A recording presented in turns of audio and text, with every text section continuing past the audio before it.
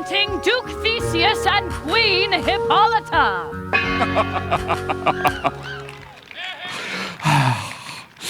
Now, fair Hippolyta, our nuptial hour draws on apace. 4 happy days bring in another moon, but oh, methinks how slow this old moon wanes. She lingers, my desire, like to a stepdame or a dowager, long withering out a young man revenue. Oh, 4 days will quickly seat themselves in night. Oh. 4 nights will quickly dream away the time. Uh-huh. And then the moon, like to a silver bow new bent in heaven, shall behold the night of our solemnities. Go, Philostrate! Stir up the Athenian youth to merriments. Awake the pert and nimble spirits of mirth. Turn melancholy forth to funerals. The pale companion is not for our pomp.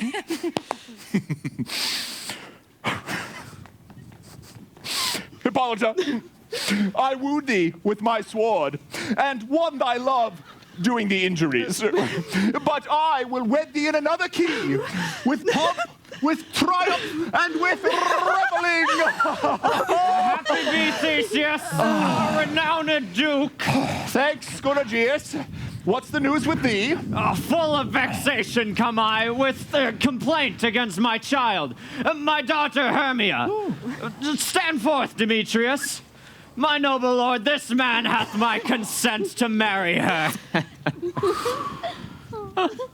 Stand forth, Lysander. And my gracious Duke, this man hath bewitched the bosom of my child, turned her obedience, which is due to me, to stubborn harshness. And my gracious Duke, be it so, she will not hear before your grace consent to marry with Demetrius. I beg the ancient privilege of Athens. As she is mine, I may dispose of her, which shall be either to this gentleman or to her death, according to our law immediately provided in that case. What say you, Hermia? Be advised, fair maid. To you, your father should be as a god, one that composed your beauties, yea, and one to whom you are but as a form in wax, by him imprinted, and within his power to leave the figure or disfigure it. Demetrius is a worthy gentleman. So is Lysander! In himself he is, but in this kind, wanting your father's voice, the other must be held the worthier. I do entreat your grace to pardon me. I know not by what power I am made bold, nor how it may concern my modesty in such a presence to plead my thoughts. But I do beseech your grace that I may know the worst that may befall me in this case if I refuse to wed Demetrius. Either to die the death, or to abjure forever the society of men. Therefore, fair Hermia, question your desires. Know of your youth. Examine well your blood. Whether if you yield not to your father's choice, you can endure the livery of a nun. For I to be in shady cloister mewed, to live a barren sister all your life, chanting faint hymns to the cold, fruitless moon.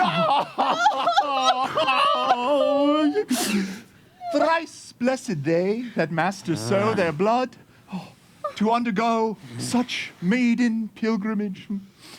But earthlier happy is the rose distilled than that which withering on the virgin thorn grows, lives, and dies in single blessedness. So will I grow, so live, so die, my lord, ere I will my virgin pant up unto his lordship, whose unwished yoke my soul consents not to give sovereignty.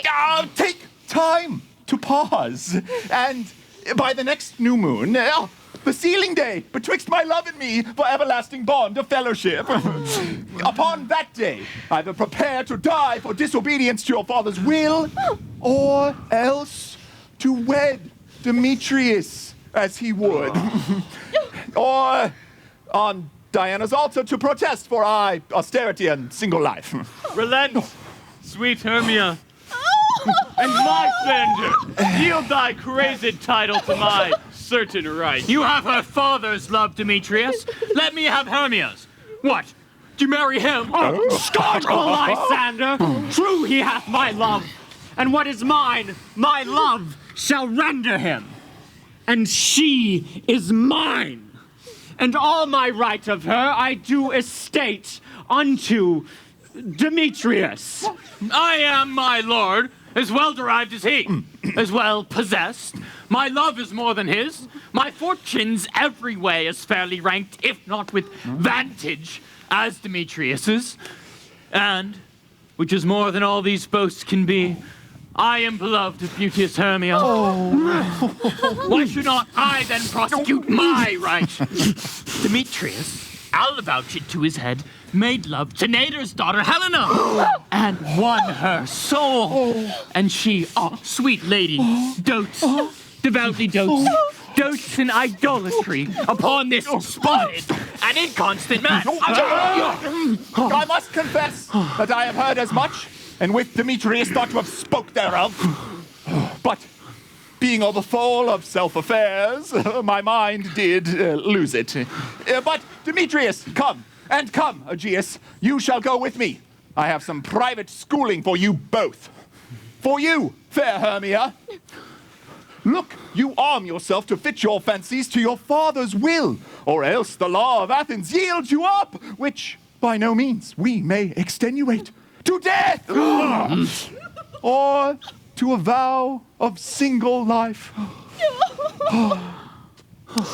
Come, my Hippolyta! What cheer, my love! Demetrius and Aegeus, go along. I must employ you in some business against our nuptial and confer with you of something nearly that concerns yourselves. With duty and desire, we follow you.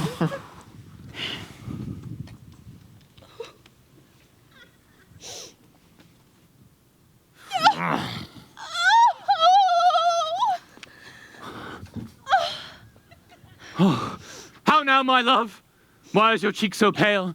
How chance the roses there do fade so fast? Like for want of rain, which I could well beteem them from the tempest of my eye. Ay, me. Thought that I could ever read, could ever hear by tale or history, the course of true love never did run smooth. But either it was different in blood, Oh, cross! Too high to be enthralled to low. or else misgaffed in respective years. Oh, spite! Too old to be engaged to young. Or else it stood upon the choice of friends. Oh, hell! To choose love by another's eye. Or, if there were a sympathy in choice, war, death, or sickness did lay siege to it, making it momentary as a sound, swift as a shadow, short as any dream, brief as the lightning in the collied night, that, in a spleen, unfolds both heaven and earth, and ere man hath power to say, behold, the jaws of darkness do devour it up. So quick, bright things come to confusion. If, then, true lovers have been ever crossed, it stands as an edict in destiny. Then let us teach our trial patience, because it is a customary cross, as due to love as thoughts and dreams and sighs, wishes and tears. Poor fancy's follower. A good persuasion. Therefore, hear me, Hermia. I have a widow aunt, a dowager of great revenue, and she hath no child. From Athens is her house remote 7 leagues, and she respects me as her only son. There, gentle Hermia, may I marry thee? Yes! And to that place the sharp Athenian law cannot pursue us.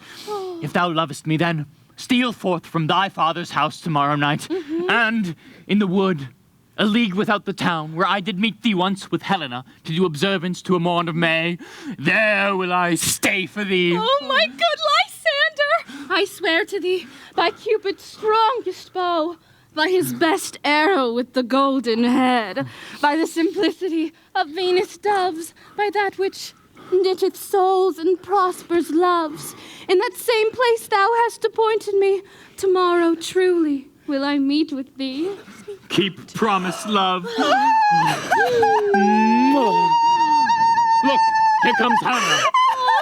Godspeed there, Helena. Whither away? Call you me fair? Not fair again, unsay! Demetrius loves your fair. Oh, happy fair! Your eyes are lodestars, your tongue sweet air, more tunable than a lark to a shepherd's ear. When wheat is green, when hawthorn buds appear, sickness is catching. Oh, were favor so yours, would I catch fair Hermia? Ere I go, my ear should catch your voice, my eye your eye, my tongue should catch your tongue, sweet melody. Were the world mine, Demetrius being baited, the rest I'd give to be to you, translated. Oh, teach me how you look, and with what art you sway the motion of Demetrius' heart.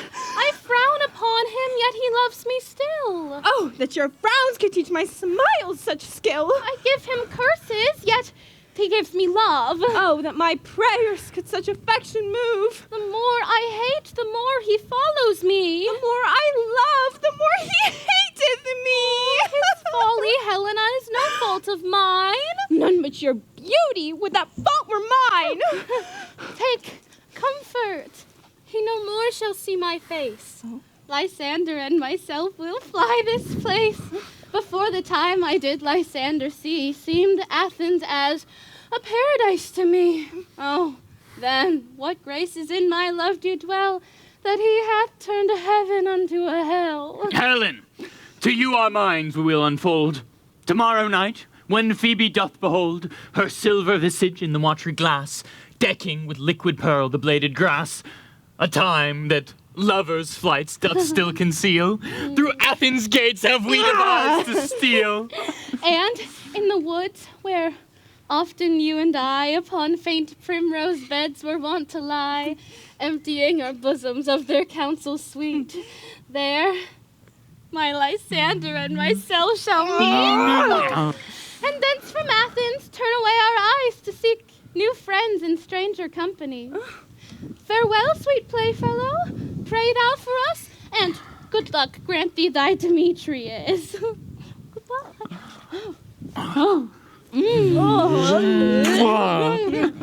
Keep word, Lysander. We must starve our sight from lovers' food till morrow deep midnight. I will, my Hermia. Oh. Oh.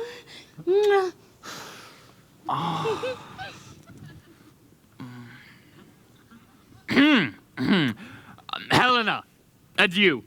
As you on him, Demetrius dote on you. How happy some or other some can be. Through Athens I am thought as fair as she, but what of that? Demetrius thinks not so. He will not know what all but he do know, and as he is doting on Hermia's eyes, so I, admiring of his qualities, things base and vile, holding no quantity, love can transpose to form and dignity. Love looks not with the eyes, but with the mind, and therefore is winged Cupid painted blind. Nor hath love's mind any judgment taste, wings and no eyes, figure unheedy haste. And therefore is love said to be a child, because in choice he is so oft beguiled. As waggish boys in games themselves forswear, so the boy love is perjured everywhere. For ere Demetrius looked on Hermia's eyne, he held down oaths that he was only mine. And when this hail some heat from Hermia felt, so he dissolved, and showers of oaths did melt. I will go and tell him of fair Hermia's flight, and then to the wood will he tomorrow night pursue her, and for this intelligence, if I have thanks, it is a dear expense. But herein mean I to enrich my pain, to have his sight thither and back again.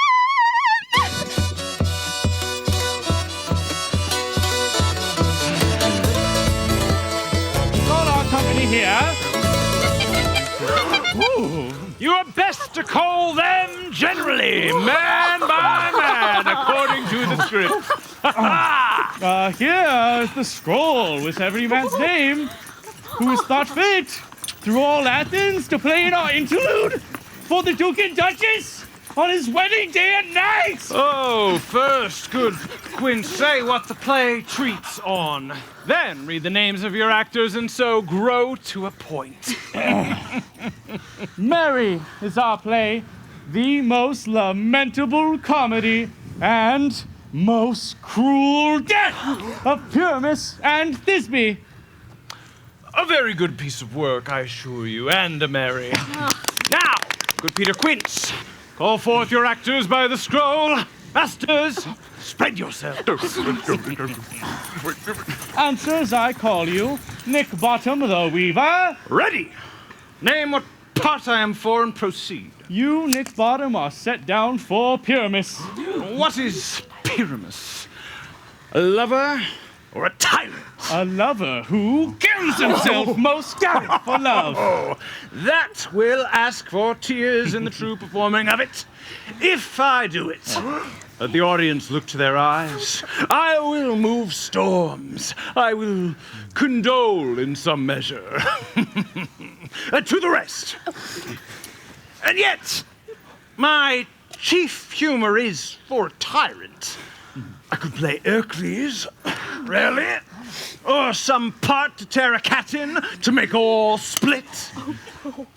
The raging rocks and shivering shocks shall break the locks of prison gates. And Phoebus' star, which shines from far, shall make and mar the foolish fates. This was lofty. Now, name the rest of the actors. This was Hercules' vein, a tyrant's vein. A lover is more condoling. Francis Flute, the bellows mender. Yes, Peter Quince! Flute, you must take Thisbe on you. What is Thisbe? A wandering knight? It is the lady that Pyramus must love. Nay, Faith, let's not play woman. I have a beard coming. Oh, that's all one. You shall play it in a mask. You may speak as small as you will. And I may hide my face. Let me play Thisbe too. Oh, I'll speak in a monstrous little voice. Thisbe! Thisbe! Oh, Pyramus, lover dear, thy Thisbe dear and lady dear. No. You must play Pyramus. And Flute, you Thisbe. Well, proceed. Robin Starveling, the tailor. Here, Peter Quince. Robin Starveling, you must play Thisbe's mother. Tom Snout, the tinker. Here, Peter Quince. You, Pyramus's father. Myself, Thisbe's father. Snug the joiner. You, the lion's part. And I hope here's a play fitted. Have you the lion's part written? Pray you, if it be, give it me, for I am slow of study. Oh, you may do it extempore, for it is nothing but roaring. Let me play the lion too. I will roar that it will do any man's heart good to hear me.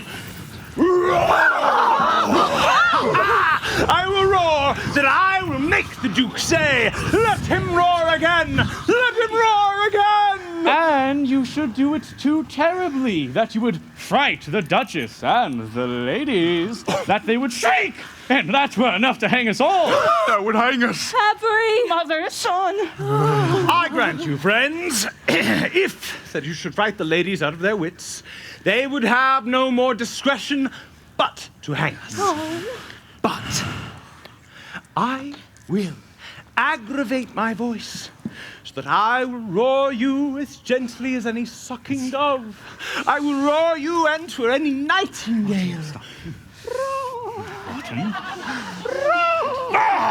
You can play no part but Pyramus.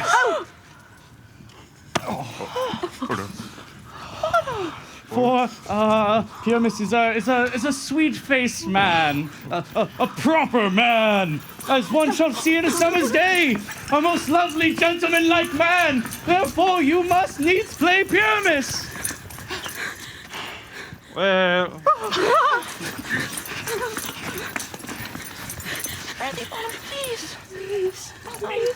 I will undertake it.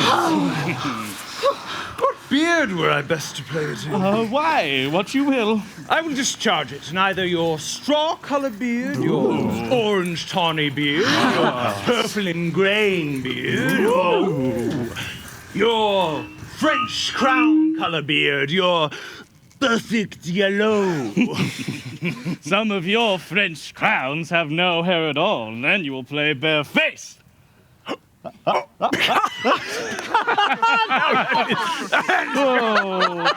But, masters, here are your pots, and I am to entreat you, request you, and desire you to con them by tomorrow night, and meet me in the palace woods a mile without the town by moonlight.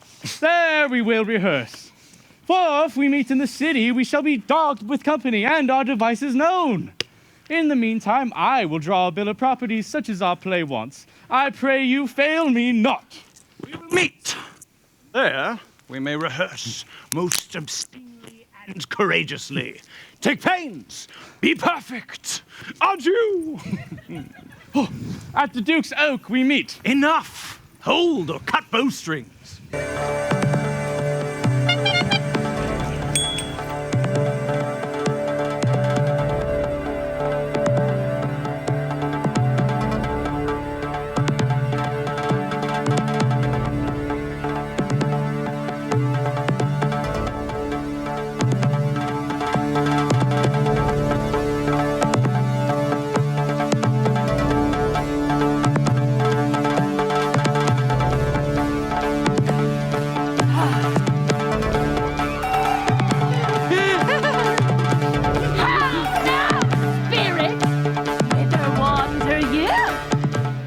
Over hill, over dale, thorough bush, thorough briar, over park, over pale, thorough flood, thorough fire.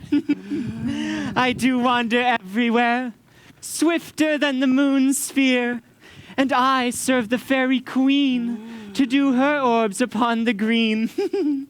The cowslips tall her pensioners be, in their gold coats spots you see. Those be rubies, fairy favors. In those freckles live their savors. I must go seek some dewdrops here and hang a pearl in every cowslip's ear. Farewell, thou lob of spirits. I'll be gone. Our queen and all our elves come here anon. The king doth keep his revels here tonight. Take heed the queen come not within his sight. For Oberon is passing fell in wrath, because that she as her attendant hath a lovely boy, stolen from an Indian king. She never had so sweet a changeling. And jealous Oberon would have the child, knight of his train, to trace the forest wild. But she perforce withholds the loved boy, crowns him with flowers, and makes him all her joy. And now they never meet in grove or green by fountain pale or spangled starlight sheen, but they do square that all their elves for fear creep into acorn cups and hide them there. Zap! Zap! Zap! Zap! Either I mistake your shape, and making quite, or else you are that shrewd and knavish sprite called Robin Goodfellow. Are not you he that frights the maidens of the villager, those that hobgoblin call you and sweet Puck? You do their work and they shall have good luck. Are not you he? Thou speakst aright. I am that merry wanderer of the night, but room fairy, here comes Oberon. And here my mistress, would that he were gone. Ill met by moonlight, proud Titania. What? Jealous Oberon? Fairies, skip hence. I have forsworn his bed and company. Terry, rash wanton, am not I thy lord? Then I must be thy lady.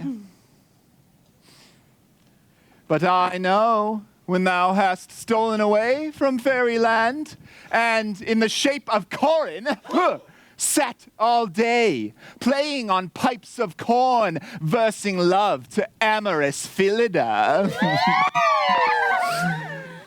Why art thou here? Come from the farthest steep of India.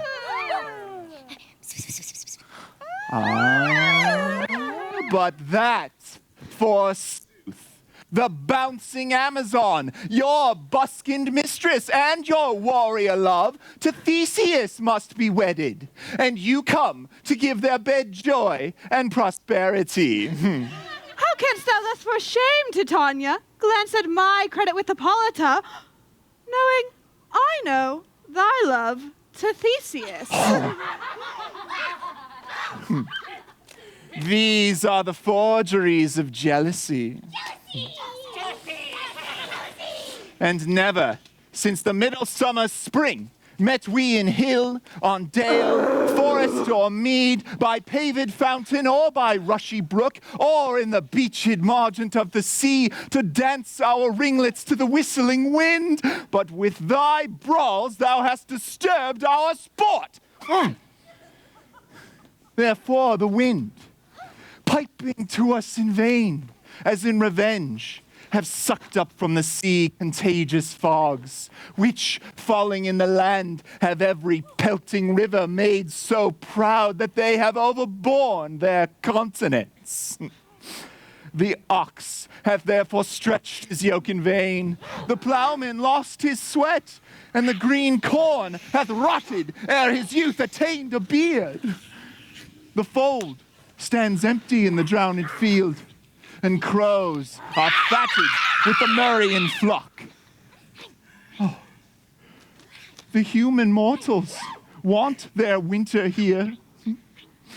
No night is now hymn or carol blessed. Therefore the moon, the governess of floods, pale in her anger, washes all the air that rheumatic diseases do abound. And through this distemperature, we see the seasons alter. Hoary-headed frosts far in the fresh lap of the crimson rose, and on old Hime's thin and icy crown, an odorous chaplet of sweet summer buds is as in mockery set. The spring, the summer, the childing autumn, angry winter change their wonted liveries, and the mazed world by their increase now knows not which is which. And this same progeny of evils comes from our debate, from our dissension. We are their parents and original. Do you amend it then? It lies in you. Why should Titania cross her Oberon? Oh, I do but beg a little changeling boy to be my henchman. Set your heart at rest. The fairy land buys not the child of me. His mother was a votaress of my order, and in the spiced Indian air by night, full often hath she gossiped by my side, and sat with me on Neptune's yellow sands, marking the embarked traders on the flood, when we have laughed to see the sails conceive and grow big-bellied with the wanton wind, which she, with pretty and with swimming gait following, her womb then rich with my young squire, would imitate, and sail upon the land to fetch me trifles, and return again as from a voyage rich with merchandise. But she, being mortal of that boy, did die. And for her sake do I rear up her boy, and for her sake I will not part with him! How long within this wood intend you stay? Perchance, till after Theseus' wedding day. If you will patiently dance in our round and see our moonlight revels, go with us, If not, shun me, and I will spare your haunts. Give me that boy, and I will go with thee. Not for thy fairy kingdom! Fairies away! We shall chide down right if I longer stay. Well, go thy way. Thou shalt not from this grove till I torment thee for this injury. Oh, my gentle Puck, come hither. Thou rememberest, since once I sat upon a promontory and heard a mermaid on a dolphin's back, uttering such dulcet and harmonious breath, that the rude sea grew civil at her song, and certain stars shot madly from their spheres to hear the sea maid's music. I remember. Oh, that very time I saw, but thou couldst not.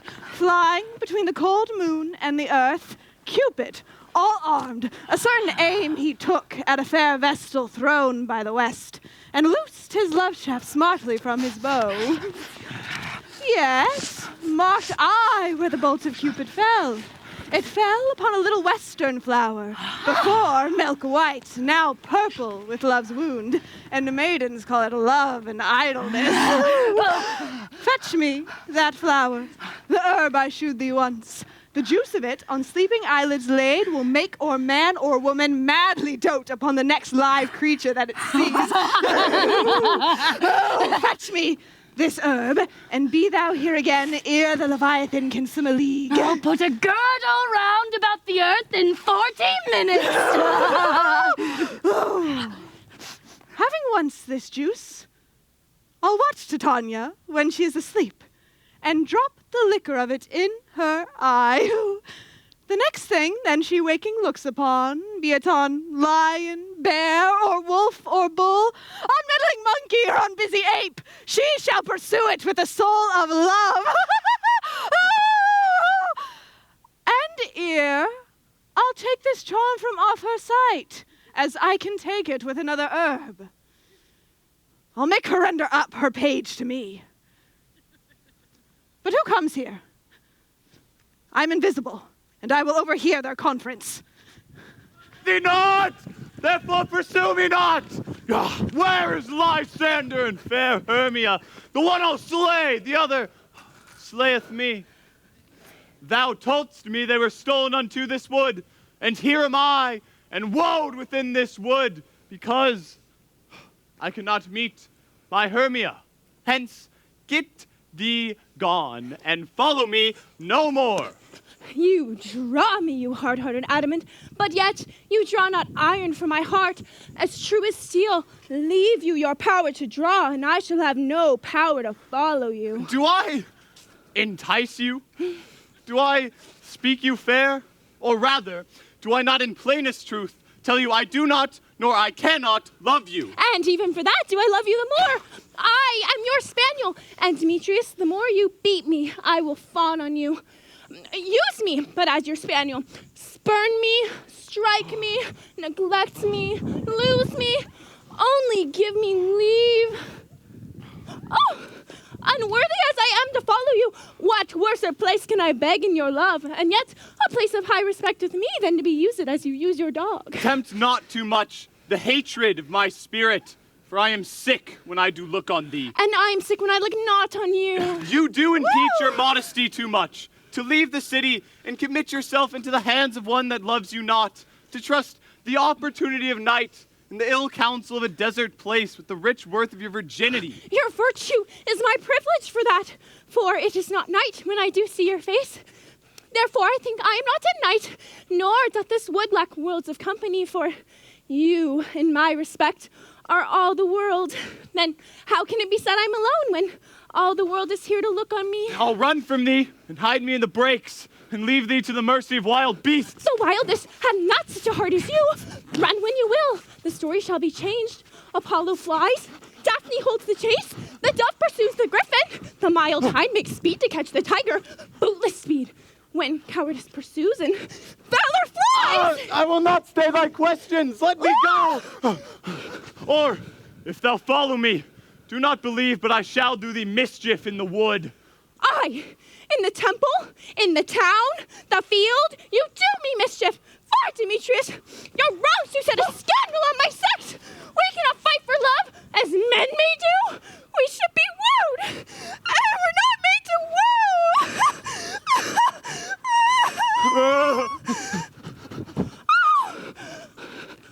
I'll follow thee and make a heaven of a hell to die upon the hand I love so well. Oh. Fare thee well, nymph. Ere he do leave this grove, thou shalt fly him, and he shall seek thy love.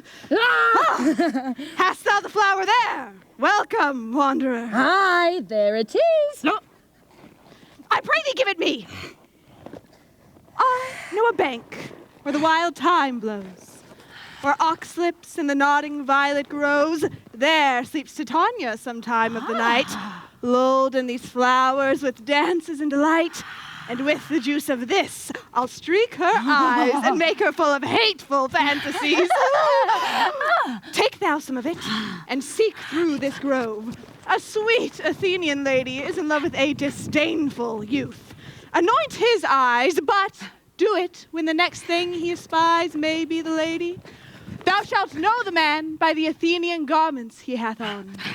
Affect it with some care, that he may prove more fond on her than she upon her love, and look thou meet me ere the first cock crow. Fear not, my lord. Your servant shall do so.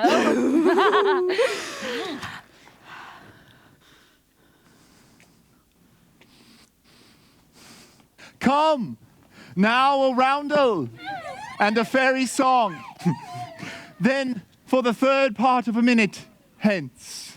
Some to kill cankers in the muskrose buds. Some war with rare mice for their leathern wings to make my small elves coats. And some keep back the clamorous owl that nightly hoots and wonders at our quaint spirits.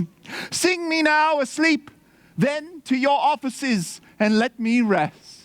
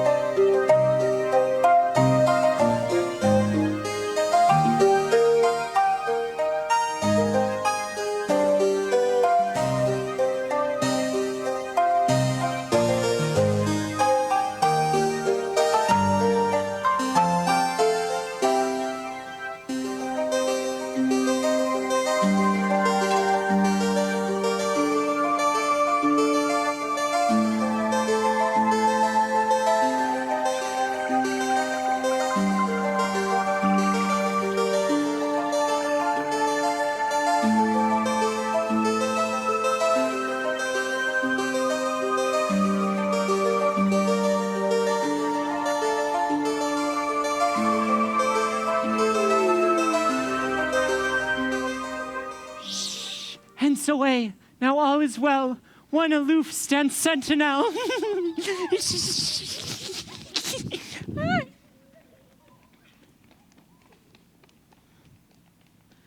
What thou seest when thou dost wake, do it for thy true love take. Love and languish for his sake. Be it ounce or cat or bear, pard or boar with bristled hair. In thy eye that shall appear when thou wakest, it is thy dear. Wake when some vile thing is near. Oh.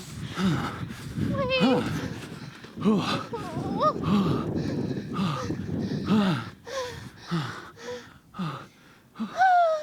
Oh, fair love, you faint with wandering in the wood.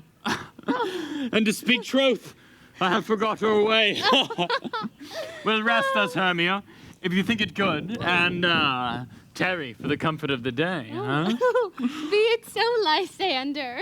Find you out to bed, for I upon this bank will rest my head. One turf shall serve as pillow for us both. One heart, one bed, 2 bosoms, and 1 troth, Nay, good Lysander. For my sake, my dear, lie further off yet. Do not lie so near. Oh, take the sense, sweet, of my innocence. Love takes the meaning in love's conference. I mean that my heart unto yours is knit, so that but one heart we can make of it. 2 bosoms interchained in an oath, so then 2 bosoms and a single troth. Then by your side no bedroom me deny, for lying so, Hermia, I do not lie. Lysander riddles very prettily. Now, much beshrew my manners and my pride if Hermia meant to say Lysander lied. But, gentle friend, for love and courtesy, lie further off. In human modesty, such separation as may well be said becomes a virtuous bachelor and a maid. So, far be distant. Far. And good night, sweet friend. Thy love their altar till thy sweet life end. Amen. Amen to that fair prayer, say I. And then end life when I end loyalty.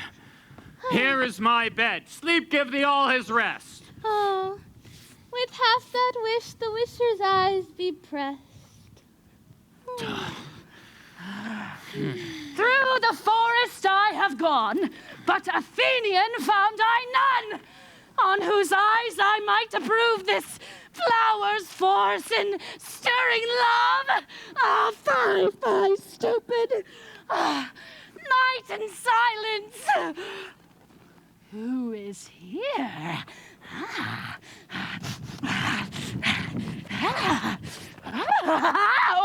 Robes of Athens he doth wear.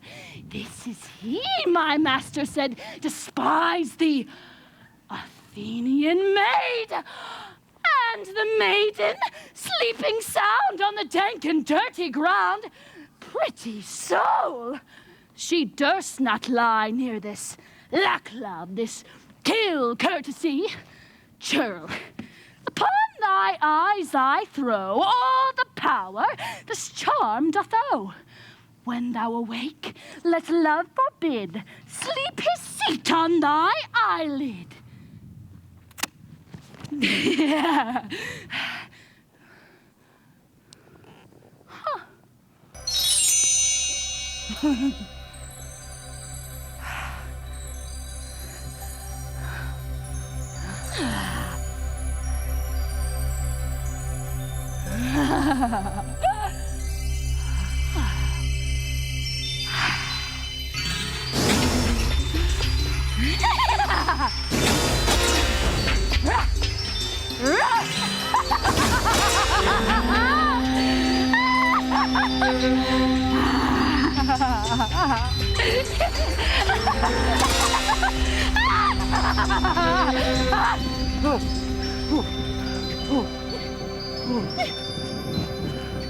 Hermia! Stay! Though thou kill me, sweet Demetrius! I charge thee hence, and do not haunt me thus! Stop!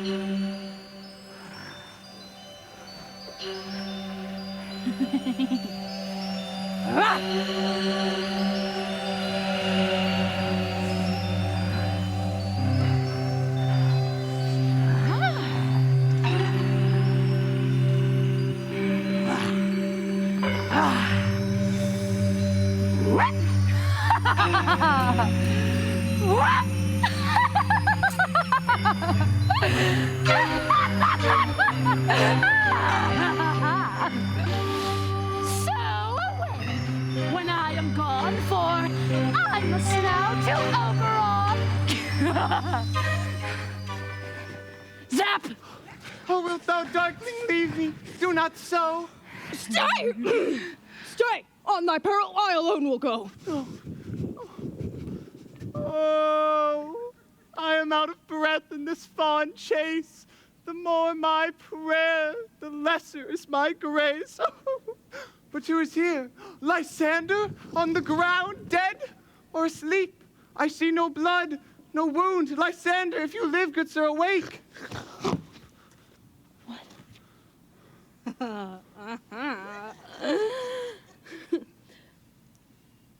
Sweet Helena, oh, nature shows art that through thy bosom makes me see thy heart.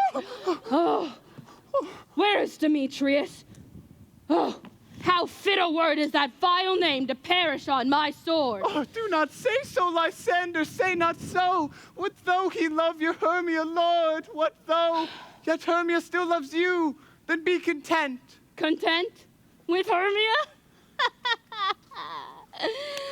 No, I do repent the tedious minutes I with her have spent. Not Hermia, but Helena I love, who will not change a raven for a dove. The will of man is by his reason swayed, and reason says, you are the worthier maid. Things growing are not ripe until their season, so I, being young, till now ripe not to reason. And touching now on the point of human skill, reason becomes the marshal to my will, and leads me to your eyes, where I overlook love's stories written in love's richest book. Wherefore was I to this keen mockery born? When at your hands did I deserve this scorn? It's not enough, young man, that I did never, no, nor never can deserve a sweet look from Demetrius' eye. But you must flout my insufficiency. Good troth you do me wrong, good sooth you do in such disdainful manner me to woo.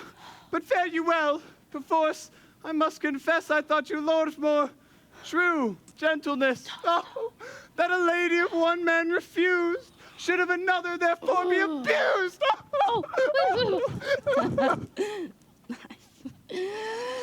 She sees not Hermia. Hermia, sleep thou there, and never mayest thou come Lysander near. For, as a surfeit of the sweetest things, the deepest loathing to my stomach brings. Or, as tie heresies that men do leave are hated most by those they did deceive.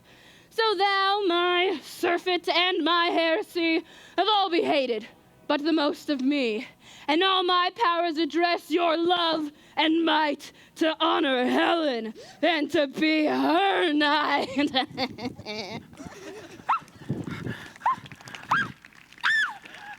Help me, Lysander, help me. Do thy best to pluck this crawling serpent from my breast.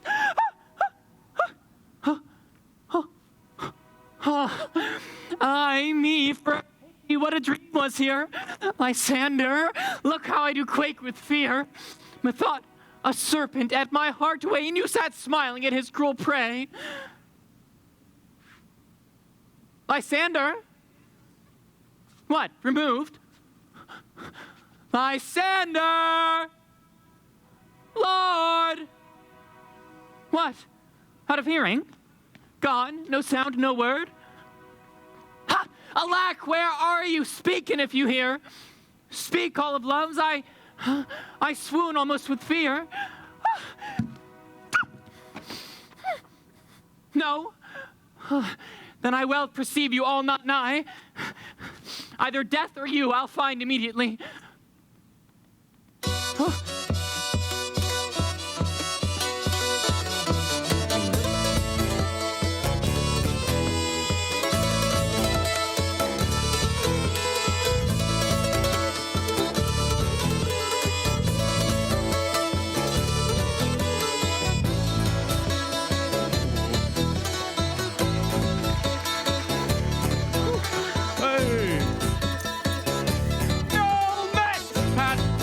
And here's a marvelous convenient place for our rehearsal.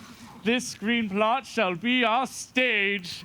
This Hawthorne Brake, our towering house, and we shall do it in action as we will do it before the Duke. Peter Quince, What sayest thou, Bullybottom? there are things in this comedy of Pyramus and Thisbe that will never please. First, Pyramus must draw a sword to kill himself, which the ladies can never abide. How answer you that? Go buy a lake in a potosphere. I believe we must leave the killing out when all is done. Not a whit. I have a device to make all well.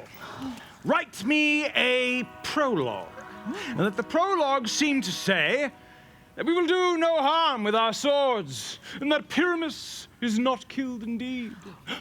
For the more better assurance, tell them that I, Pyramus, am not Pyramus, but Bottom the Weaver. This will put them out of fear. Well, we shall have such a prologue, and it shall be written in 8 and 6. No, make it 2 more. Let it be written in 8 and 8. Oi! Will not the ladies be afeard of the lion? I fear it. I promise you. Masters, you ought to consider with yourselves. Bring in, God shield us, a lion! Among ladies is the most dreadful thing. But there's one not a more fearsome wild fowl than your lion living, and you ought to look to it. Therefore, another prologue must tell he is not a lion. Nay, you must name his name.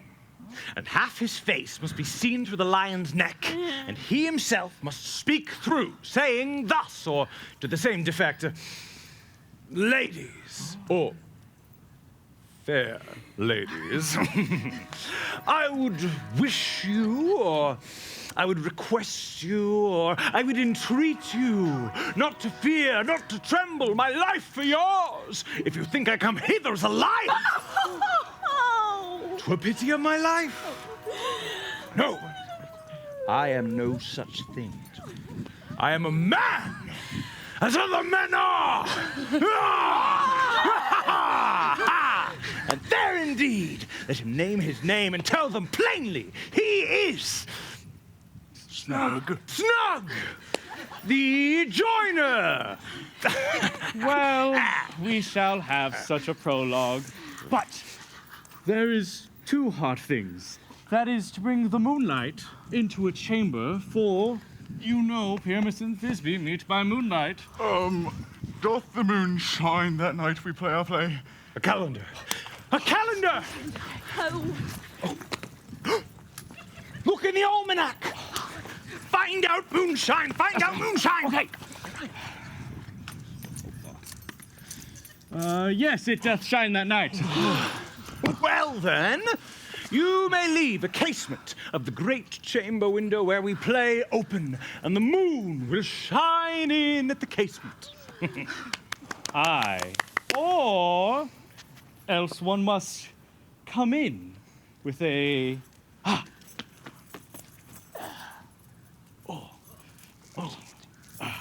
a bush of thorns and a lantern. Say he comes to disfigure or to present the person of moonshine. Huh?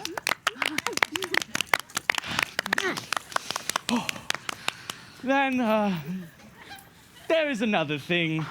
We must have a wall in the great chamber for Pyramus and Thisbe, so says the story, to talk through a chink of a wall. No. You could never bring a wall. What say you, Bottom? Some man or other must present wall, and let him have some rough cast or some loam or some plaster about him to signify wall. And he will hold his fingers thus, and through that chink shall Pyramus and Thisbe whisper. Oh, if that may be, then all is well. Come, sit down, every mother's son, and rehearse your parts. Pyramus, you begin. And when you have spoken your speech, enter into that break, and so, everyone, according to his cue. What hempen homespun, swaggering here, so near the cradle of the fairy queen. What? A play toward? I'll be an auditor, an actor too, perhaps, if I see cause. Speak, Pyramus. Thisbe, stand forth. Thisbe, the flowers of Odious savor sweet. Odors.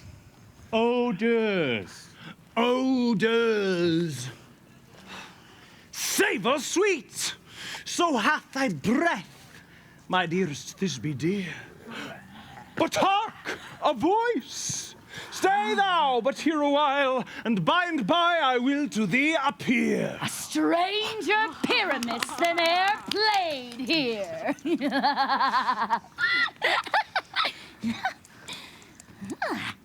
Hello? Must I speak now? Aye, Mary, must you? For you must understand, he goes but to see a noisy herd and is to come again.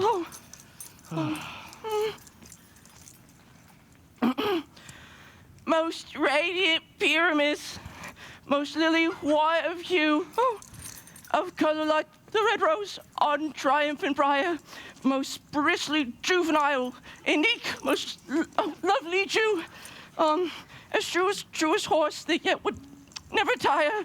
I'll meet thee, Pyramus, at Ninny's tomb. Ninny's tomb, man! Why, you must not say that part yet. Sorry. That you answered the Pyramus. Come on. Okay. You speak all your part at once. Cues and all. Pyramus, enter. Your cue is passed. Okay. It is never tire. Oh, as true as horse that yet would never tire. You were fair, Thisbe, I were only thine. Oh, monstrous! Oh, strange! We are haunted! Braymasters, flymasters, help!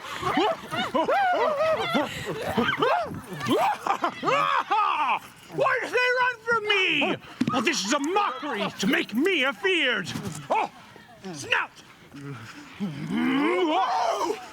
Mortar, thou art changed. What do I see on thee? What do you see? Oh, you see an ass head of your own, do you? Quince. Good Peter Quince. Mortal, bless thee! Thou art translated!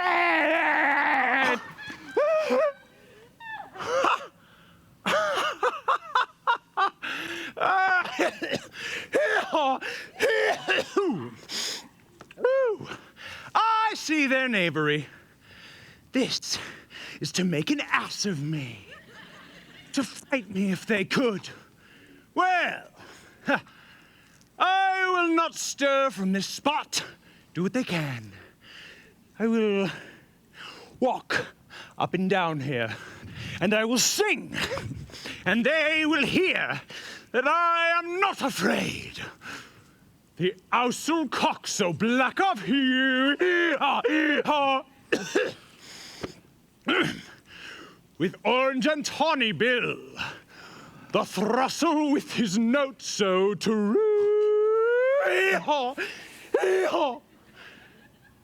the wren with little quill. What angel wakes me from my flowery bed? Oh, I pray thee, gentle mortal, sing again. Oh! Oh, mine ear is much enamored of thy note.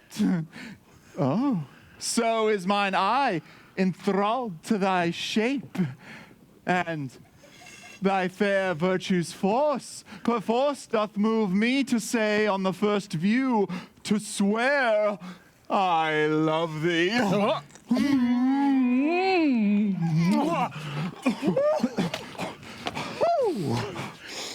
Methinks, mistress, you should have little reason to that. Although, to say the truth, reason and love keep little company nowadays. More's the pity some honest neighbors do not make them friends. Nay, I can gleek upon occasion. Thou art as wise as thou art beautiful. Not so neither. But if I had wit enough to get out of this wood, I have enough to serve my own turn. Out of this wood, do not desire to go. Thou shalt remain here, whether thou wilt or no, I am a spirit of no common rate. The summer still doth tend upon my state, and I do love thee. Therefore, go with me. I'll give thee fairies to attend on thee, and they shall fetch thee jewels from the deep. And sing while thou on pressed flowers dost sleep. And I shall purge thy mortal grossness, so that thou shalt like an airy spirit go. Oh, peas blossom, cobweb, moat, and mustard seed.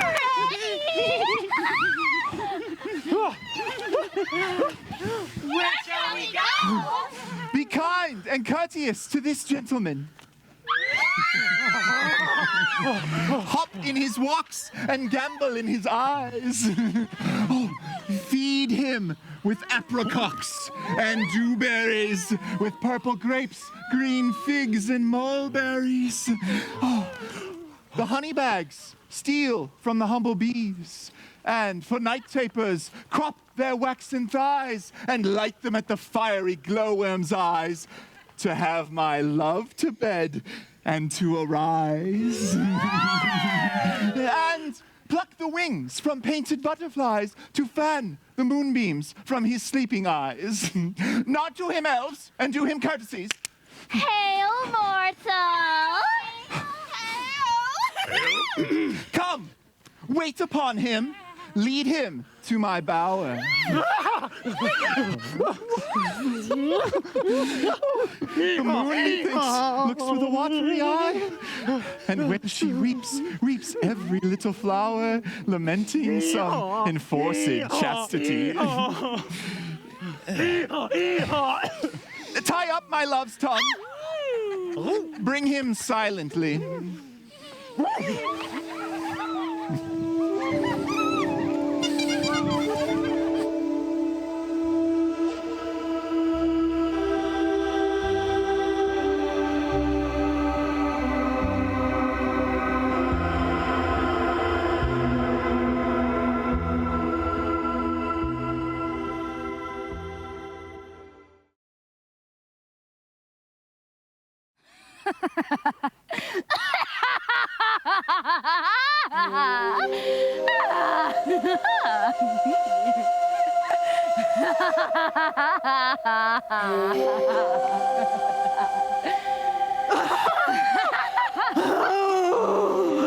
I wonder if Titania be awake. Then, what it was that next came in her eye, which she must dote on in extremity. Here comes my messenger! How now, mad spirit? What night now about this haunted grove? My mistress with a monster is in love!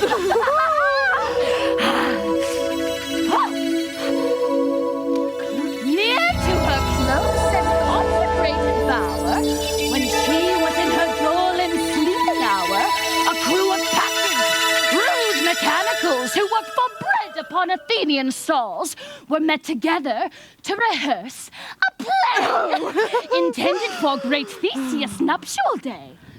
The shallowest thick skin of that barren store to Pyramus presented in his sport, forsook his scene and entered the break, when I did him at this advantage take an ass's knoll I fixed upon his head. Another sissy must be answered. The man ran off in a distracted fear and left sweet Pyramus translated there. When, in that moment, so it came to pass, Titania waked and straightway loved an ass. This falls out better than I could devise. But hast thou yet latched the Athenian's eyes with the love juice, as I did bid thee do? I took him sleeping. That is finished too, and the Athenian woman by his side. For when she waked up, for she must be eyed. Stand close. This is the same Athenian. This is the woman, but not this the man. Lysander! Where art thou? My love! rebuke you him that loves you so. Lay breath so bitter on your bitter foe. Now I but chide, but I should use thee worse. For thou, I fear, hast given me cause to curse. If thou hast slain Lysander in his sleep, being o'ershoes in blood, plunge in the deep and kill me too. The sun was not so true unto the day as he to me. Would he have stolen away from sleeping Hermia? I'll believe as soon this whole earth may be bored, and that the moon may through the center creep, and so displease her brother's noontide with Antiphates. It cannot be, but thou hast murdered him. So should a murderer look. So dead, so grim. So should the murdered look, and so should I, pierce through the heart with your stern cruelty. Yet you, the murderer, look as bright, as clear as yonder Venus in her glimmering sphere. What's this to my Lysander? Where is he? Oh, good Demetrius, wilt thou give him me? I had rather give his carcass to my hounds. Out, dog! Out, cur! Thou hast driven me past the bounds of maiden's patience. Hast thou slain him, then? You spend your passion on mispriced mood. I am not guilty of Lysander's blood. Nor is he dead, for aught that I can tell. I pray you, tell me then that he is well. And if I could, what should I get there for? A privilege never to see me more. And from thy hated presence part I so. See me no more, whether he be dead or no. There was no following her in this fierce vein. Here, therefore, for a while I will remain. So sorrow's heaviness doth heavier grow, for death that bankrupt sleep doth sorrow owe, which now in some slight measure it will pay. If for his tender, here I make some stay. Oh, what hast thou done? Thou hast mistaken quite, and laid the love juice on some true love sight. Of thy misprision must perforce ensue some true love turned, and not a false turned true. Then fate all rules, that one man holding troth, a million fail, confounding oath on oath. About the wood, go swifter than the wind, and Helena of Athens look thou find. Oh, fancy sick she is, and pale of cheer, with sighs of love that cost the fresh blood dear. By some illusion, see thou bring her here. I'll charm his eye against she do appear. I go, look how I go, swifter than arrow from the Tartar's bow. Flower of this purple dye, hit with Cupid's archery, sink an apple of his eye. When his love he doth espy, let her shine as gloriously as the Venus of the sky. When thou wakest, if she be by, beg of her for remedy. Captain of our fairy band, Helena is here at hand, and the youth, mistook by me, pleading for a lover's fee. Shall we their fond pageant see? Lord, what fools these mortals be! Stand aside. The noise they make will cause Demetrius to awake. Why should you think that I should woo and scorn? Scorn and derision never come in tears. Look, when I vow, I weep, and vows so born in their nativity all truth appears. How can these things in me seem scorn to you, bearing the badge of faith to prove them true? You do advance your cunning more and more when truth kills truth, oh devilish holy fray. These vows are Hermia's. Will you give her o'er? Weigh oath with oath, and you will nothing weigh. Your vows to her and me put in two scales will even weigh, and both as light as tails. I had no judgment when to her I swore. Nor none in my mind, and now you give her o'er. Demetrius loves her, and he loves not you. Oh, Helena, goddess, nymph, perfect, divine. To what my love shall I compare in thine eye? Crystal is muddy, how ripe in show. Thy lips, those kissing cherries, tempting grow. That pure congealed white high Taurus snow, fanned with eastern wind, turns to a crow.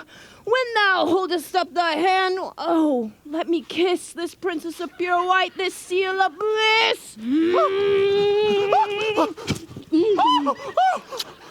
Oh, spite! Oh, hell! I see you all are bent against me for your merriment. If you were civil and knew courtesy, you would not do me thus much injury. Did you not hate me, as I know you do? You must join in souls to love me too. If you were men, as men you are in show, you would not use a gentle lady so to vow and swear and superpraise my parts when, I am sure, you hate me with your heart. You both are rivals and love Hermia, and now both rivals to mock Helena. Huh? A trim exploit, No. a manly enterprise to conjure tears up in a poor maid's eyes before the vision. Helena, no. None of noble sort would so offend a virgin and extort a poor soul's patience, all to make you sport. You are unkind, Demetrius. Be not so. For you love Hermia. This you know I know. And here, with all goodwill, with all my heart, in Hermia's love, I yield you up my part. And yours of Helena to me bequeath, whom I do love, and will do till my death. Never did mockers waste more idle breath. Lysander, keep thy Hermia. I will none. If e'er I loved her, all that love is gone. My heart to her but as guestwise sojourned. And now to Helen is at home returned, there to remain. Helen, it is not so. Spare is not the faith. Thou dost not know. Lie to thy peril, thou will buy it dear. Yoo-hoo! Look where thy love comes. Yonder is thy dear. Dark night that from the eye his function takes, the ear more quick of apprehension makes, wherein it doth impair the seeing sense, it pays the hearing double recompense. Thou art not by mine eye, Lysander, found. My ear, I thank it, led me to thy sound. But why unkindly didst thou leave me so? Why should he stay, whom love doth press to go? What love could press Lysander from my side? Lysander's love that would not let him bide. Fair Helena, who more engilds the night than all you fiery oaths and eyes of light. Why seekest thou me? Could not this make thee know the hate I bear thee made me leave thee so? You speak not as you think. It cannot be. Lo, she is one of this confederacy. Now I perceive they have conjoined all three to fashion this false sport in spite of me. Injurious Hermia, most ungrateful maid, have you conspired? Have you indeed contrived to make me with this foul derision? Is all the counsel that we two have shared, the sisters' vows, the hours that we have spent when we have chid the hasty-footed time for parting us, is all forgot? All school days friendships, childhood innocence. And will you rent our ancient love asunder to join with men, escorting your poor friend? It is not friendly, 'tis not maidenly. Your sex, as well as I, may chide you for it, though I alone do feel the injury. I'm amazed at your passionate words. I scorn you not, it seems that you scorn me. Have you not set Lysander as a scorn to follow me and praise my eyes and face, and made your other love, Demetrius, who even but now did spurn me with his foot, to call me goddess, nymph, divine and rare, precious, celestial. Oh, wherefore speaks he this to her he hates?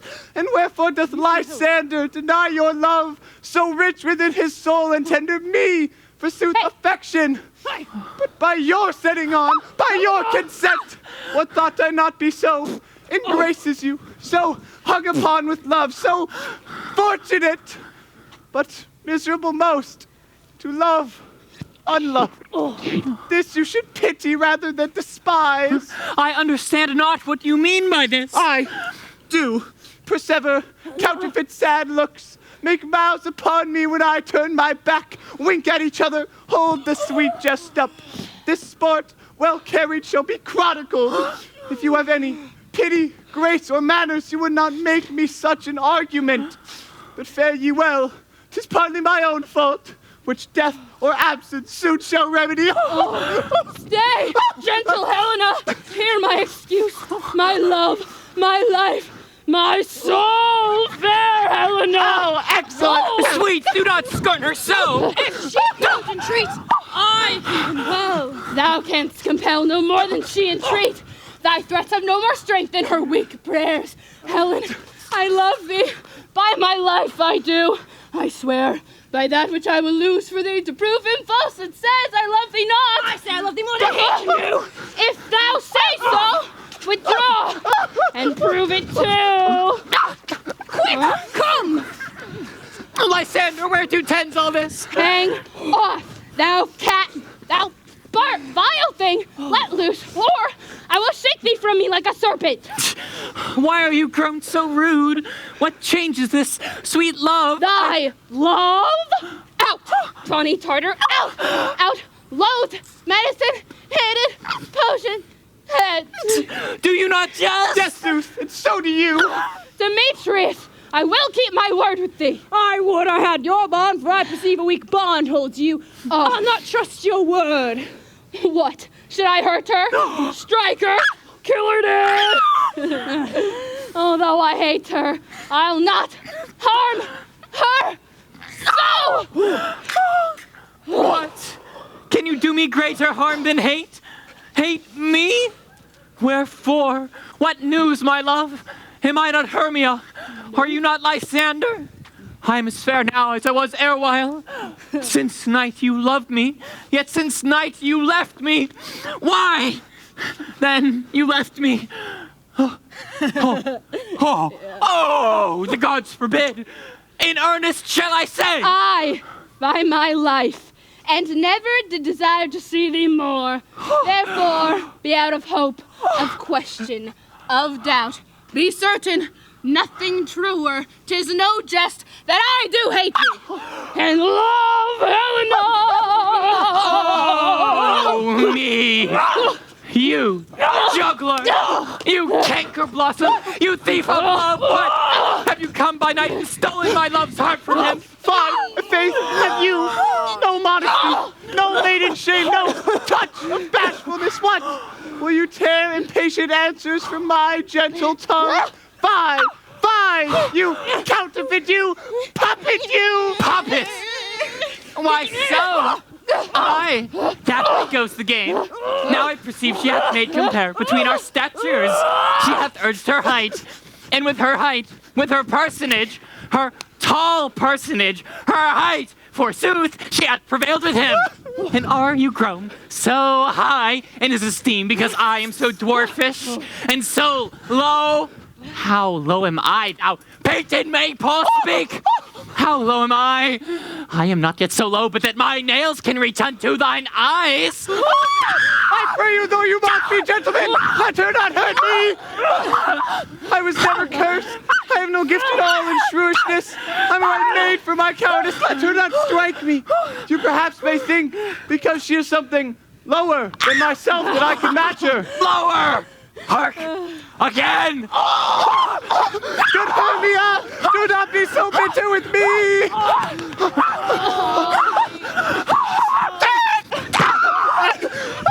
I ever more did love you, Hermia. Did ever keep your counsels. Never wronged you.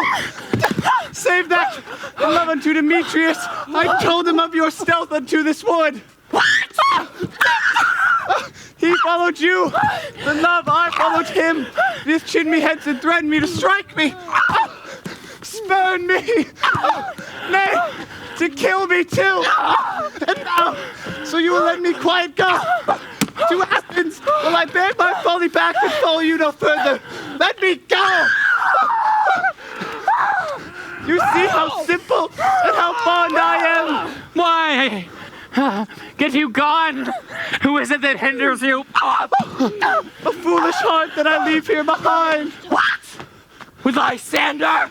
With Demetrius.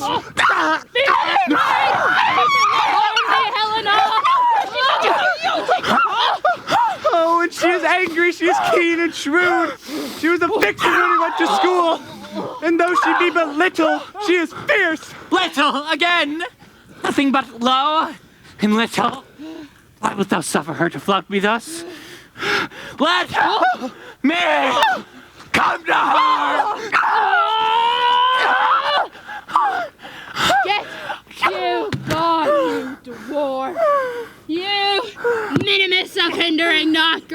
made you feed you acorn. You are too officious on her behalf that scorned your services. Let her alone, speak not of Helena. Take not her part, for if thou dost intend, never so little show of love to her, thou shalt abide it. Now she holds me not. Now follow, if thou darest, to try who's right, of thine or mine, is most in Helena. Oh, nay, I'll go with thee cheek by jowl. You, mistress, all this coil is long of you. Nay, go not back. I will not trust you, I no longer stay in your cursed company. Your hands than mine are quicker for a fray. My legs are longer, though, to run away.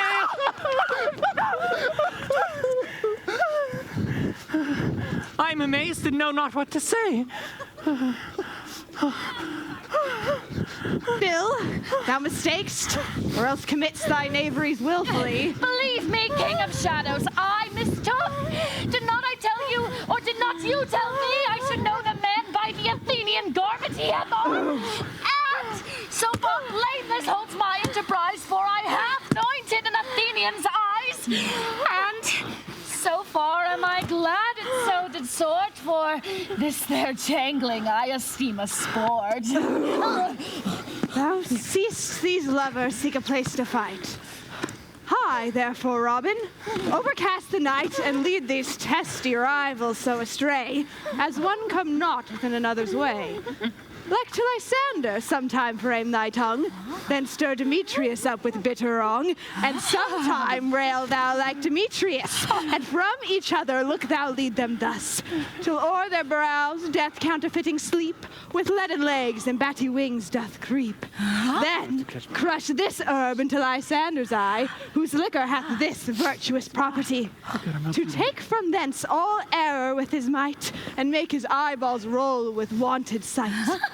When they next wake, all this derision shall seem a dream and fruitless vision. And back to Athens shall the lovers wend, with a league whose date till death shall never end. Whiles I in this affair do thee employ, all to my queen and beg her Indian boy. And then I will her charmed eye release from monster's view, and all things shall be peace.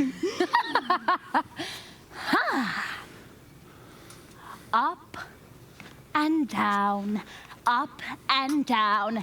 I will lead them up and down. I am feared in field and town. Goblin, lead them up and down. Here comes one. Where art thou, proud Demetrius? Speak thou now! Here, villain, drawn and ready. Where art thou? I will be with thee straight! Follow me then to plainer ground. Lysander! Speak again! Thou run away? Thou coward! Art thou fled? Speak! In some bush? Where dost thou hide thy head? Thou coward! Art thou bragging to the stars, telling the bushes that thou lookst for wars and wilt not come? Come, recreant, come now, child. I'll whip thee with a rod. He is defiled that draws a sword on thee. Yea? Art thou there? Follow my voice, we'll try no manhood here. He goes before me, and still dares me on. When I come where he calls, then he is gone. The villain is much lighter heeled than I. I followed fast, but faster he did fly. That fallen am I in dark, uneven way. And here will rest me. Come, thou gentle day. For if but once thou show me thy grey light, I'll find Demetrius and revenge this spite. Ho, ho, ho, ho, coward! Why comest thou not? Abide me if thou darest, for well I wot, thou runnest before me, shifting every place, and darest not stand nor look me in the face. Where art thou now? Come hither! I am here! Nay, then thou mockest me. Thou shalt buy this dear. If ever I thy face by daylight see. Now go thy way. Faintness constraineth me to measure out my length on this cold bed. My days approach. Look to be visited. Oh, weary night! Oh, long and tedious night! Abate thy hour! Shine comforts from the east, that I may back to Athens by daylight, from these that my poor company detest. Oh, and sleep sometimes shuts up sorrow's eye. Steal me a while from mine own company. Yet but 3. Come one more. 2 of both kinds makes up 4. Oh, here she comes, cursed and sad. Cupid is a knavish lad, thus to make poor females mad.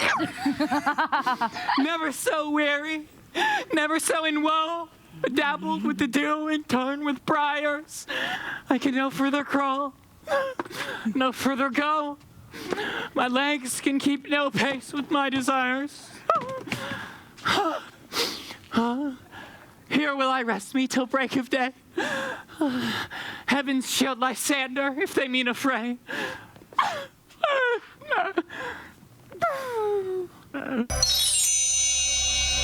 On the ground, sleep sound.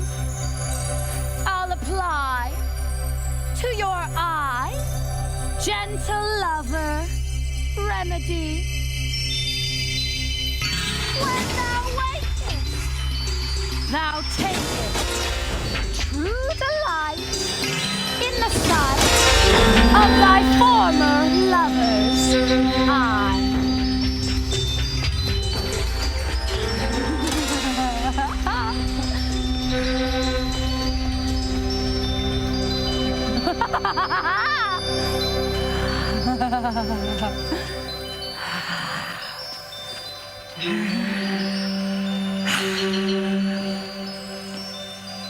And the country proverb known, that every man shall have his own.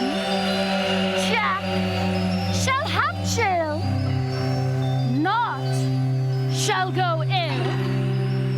The man shall have his mare again, and all shall be well.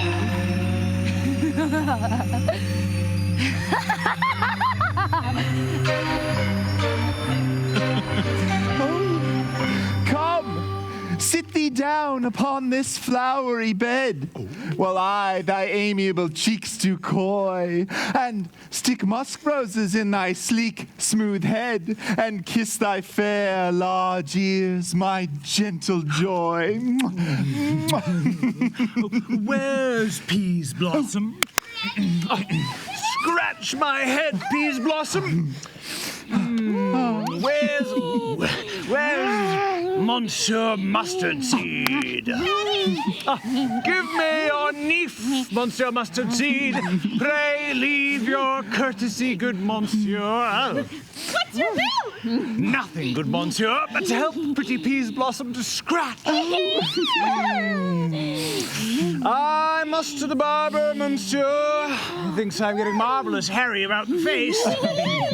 And I am such a tender ass. If my hair do but tickle me, I must scratch. Do say, sweet love, what thou desirest to eat. Truly a peck of provender. I could munch your good dry oats. Methinks I have a great desire to a bottle of hay. Good hay, sweet hay, hath no fellow. I have a venturous fairy that shall seek the squirrel's hoard and fetch thee new nuts. I'd rather have a handful or two of dried peas. But I pray you, let none of your people stir me. I have an exposition of sleep come upon me. Sleep thou, and I will wind thee in my arms. Fairies, be gone, and be always away. Be gone, be gone. Oh, so doth the woodbine, the sweet honeysuckle gently entwist. Oh, the female ivy so enrings the barky fingers of the elm. Oh, how I love thee, how I dote on thee. Welcome, good Robin. Seest thou this sweet sight? Her dotage now I do begin to pity, for meeting her of late behind the wood, seeking sweet favors from this hateful fool, I did upbraid her and fall out with her, for she his hairy temples then had rounded with a coronet of fresh and fragrant flowers. When I had, at my pleasure, taunted her, and she in mild terms begged my patience, I then did ask of her changeling child, which straight she gave me, and her fairy sent to bear him to my bower in fairyland. And now I have the boy. Oh, I will undo this hateful imperfection of her eyes.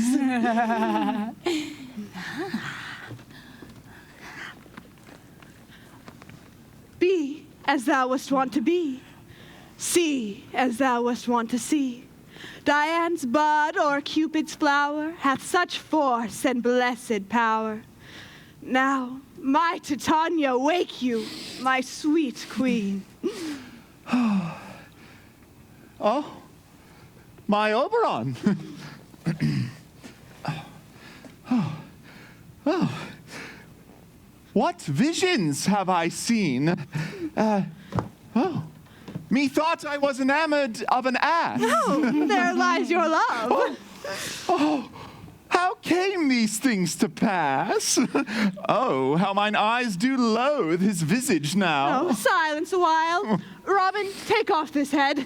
Titania, music call and strike more dead than common sleep of all these 5%. Music, ho! Music such as charmeth sleep. When thou wakest with thine own fool's eyes peep. Sound, music. Come, my queen, take hands with me, and rock the ground whereon these sleepers be. Now thou and I are new in amity, and will tomorrow midnight solemnly dance in Duke Theseus' house triumphantly, and bless it to all fair prosperity. There shall the pairs of faithful lovers be wedded with Theseus, all in jollity. Fairy king, attendant hark, I do hear the morning lark. Then, my queen, in silence sad, trip after the nightshade. We the globe can compass soon, swifter than the wandering moon. Come, my lord, and in our flight, tell me how it came this night that I, sleeping here, was found with these mortals on the ground.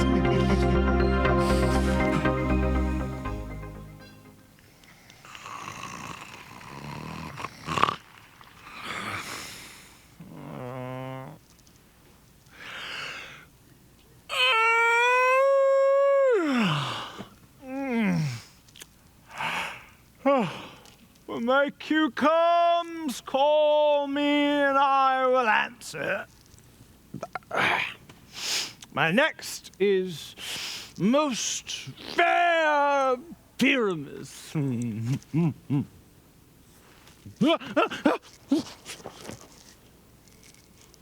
Hello? Peter Quince? Flute? The bellows mender, snouts, the tinker, starveling. Oh. God's my life! Left me here asleep! Oh! I've had a most rare vision. Oh, I've had a dream. Past the wit of man to say what dream it was. Oh, man is but an ass if he go about to expound this dream. Well, methought I had. As no man can say what. Methought I was.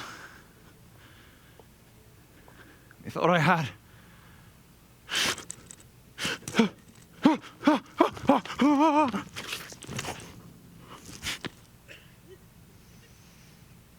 Man is but a patched fool if he can offer to say what methought I had. The eye of man hath not heard, the ear of man hath not seen, man's hands are unable to taste, his tongue to conceive, nor his heart to report what my dream was. I will get Peter Quince to write a ballad of this dream, and it shall be called Bottom's Dream, because it hath no bottom. And I will sing it in the latter end of a play before the Duke. Peradventure, to make it the more gracious, I will sing it at her death.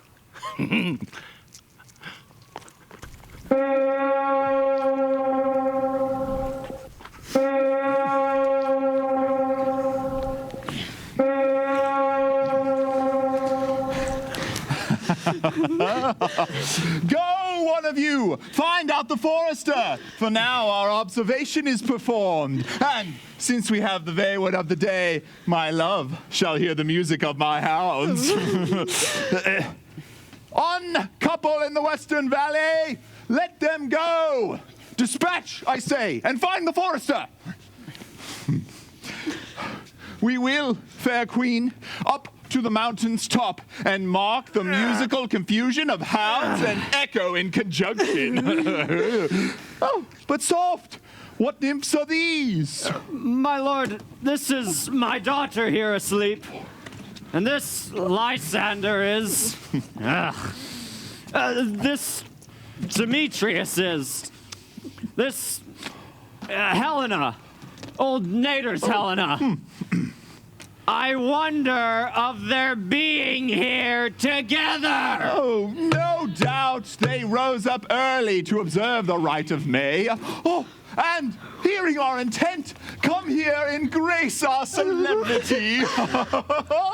Oh, but speak, Cogius, is not this the day that Hermia should give answer of her choice? It is, my lord.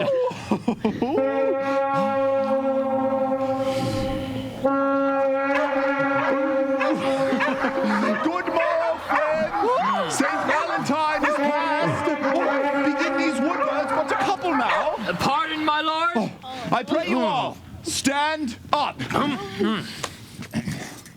Oh. I know you two are rival enemies.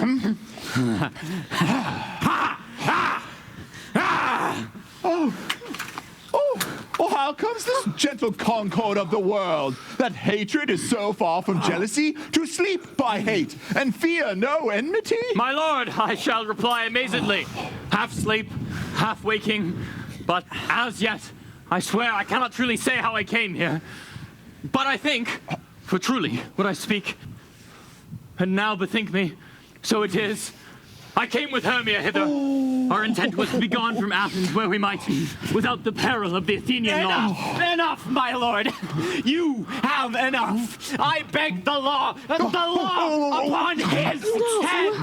They would have stolen away, they would, Demetrius, thereby to have defeated you and me. You of your wife, and me of my consent. Of my consent that she should be your wife.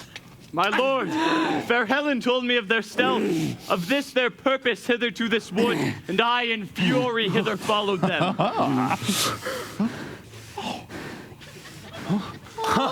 Fair Helena, in fancy, following me. But, my good lord, I wot not by what power, but by some power it is, my love for Hermia melted as the snow.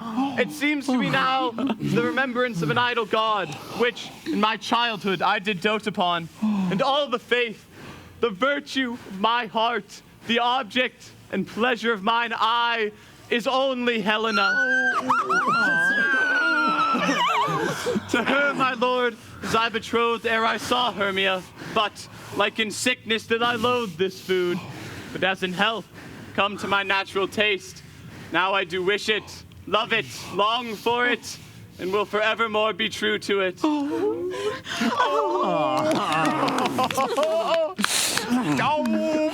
fair lovers, you are unfortunately met. Of this discourse, we will hear more anon.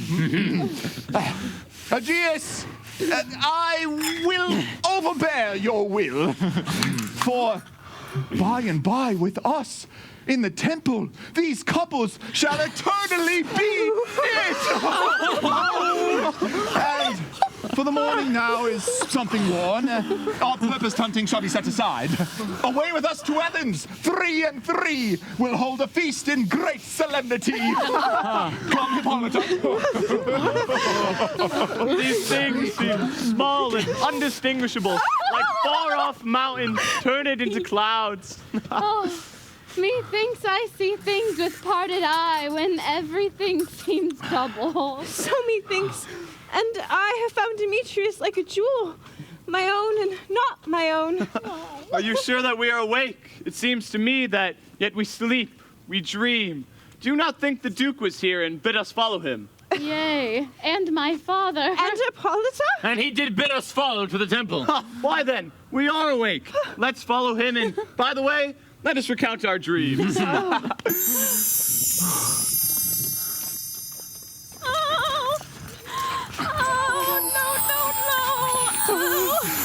Bottom. Big Bottom. Master Weaver. Bottom.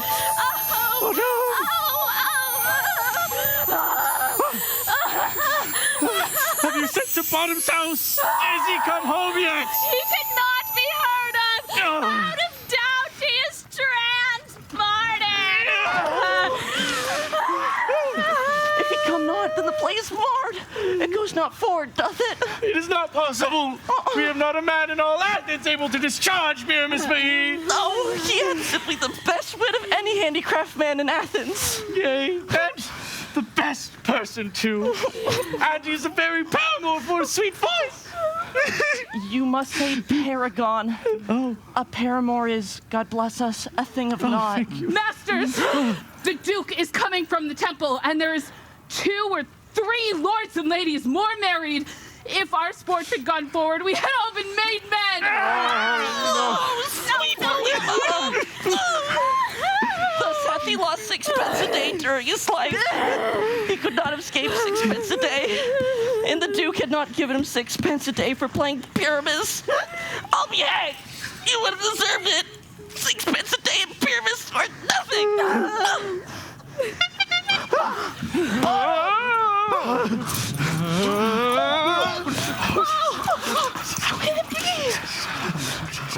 Where are these lads?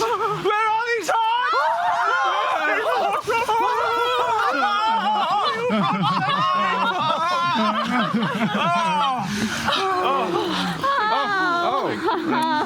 Bottom! Oh, most courageous day, almost happy hour! Masters, I am to discourse wonders! But ask me not what, for if I tell you I am no true Athenian. Well, I will tell you everything right and fell out! Let us hear, sweet Bottom.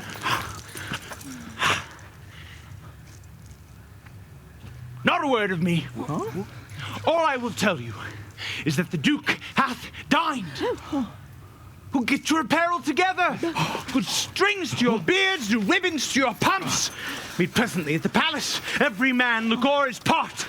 But the short and the long of it is, our play is preferred.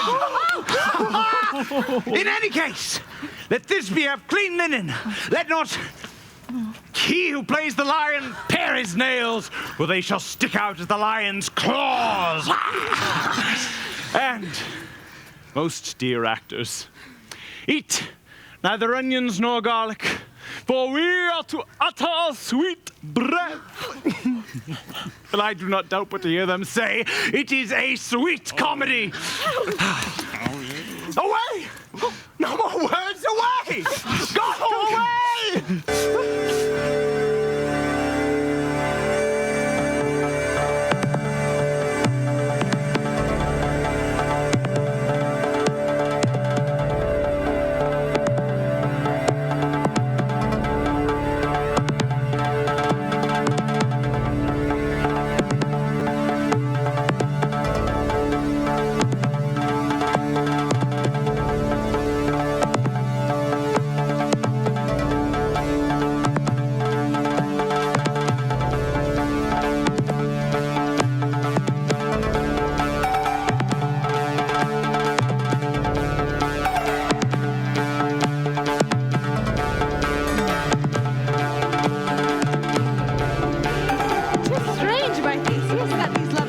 love. Oh, more strange than true.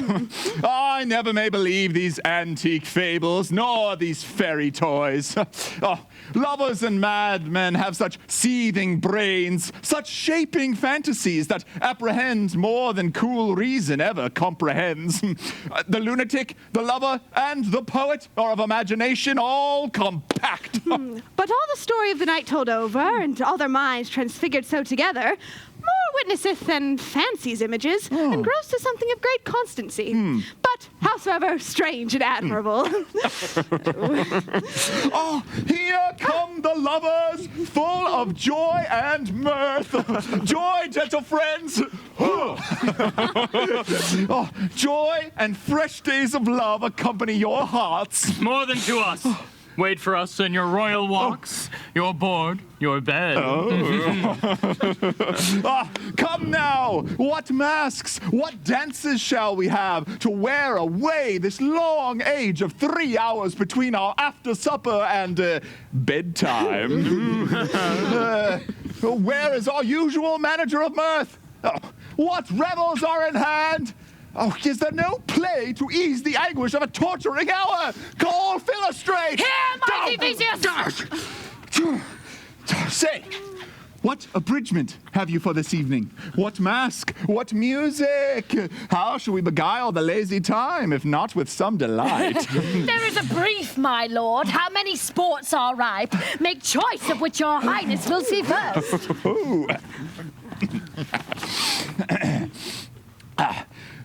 The battle with the centaurs, to be sung by an Athenian eunuch to the harp. Eunuch, yes! Will none of that. That have I told my love, in glory of my kinsman, Hercules. The thrice 3 muses, mourning for the death of learning, late deceased in beggary. That is some satire, keen and critical, not sorting with the nuptial ceremony. A tedious, brief scene of young Pyramus and his love, Thisbe. Very tragical mirth. Oh, merry and tragical, tedious and brief. Oh, that is hot ice and wondrous strange snow. How shall we find the concord of this discord?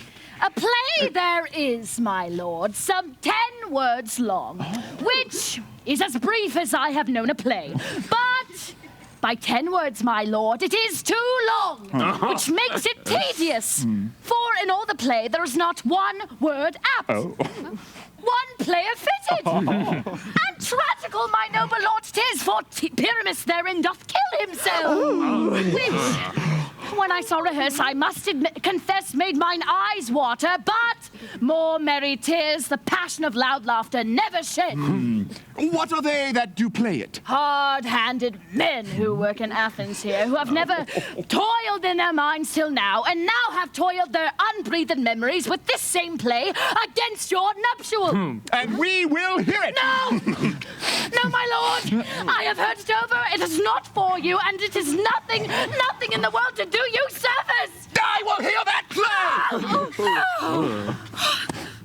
For never can anything be amiss when simpleness and duty tender it. Go, bring them in. And take your places, ladies.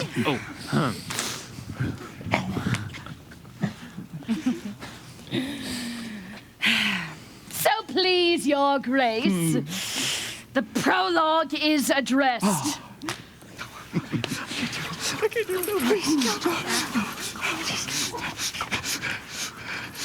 Let him approach.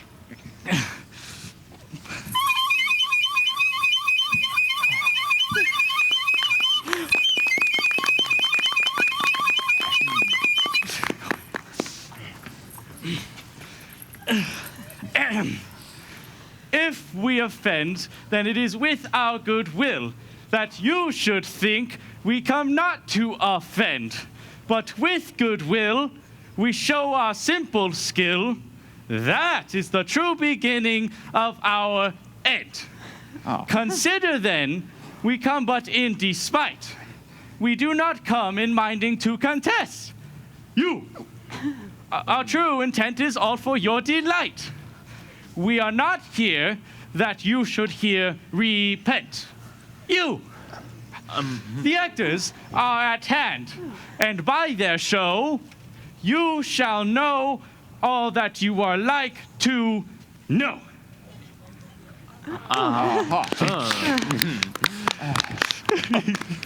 This fellow doth not stand upon points. He hath rid his prologue like a rough colt. He knows not the stop. A good moral, my lord, it is not enough to speak, but to speak true. Indeed, he hath played on his prologue like a child on a recorder. A sound, but not in government.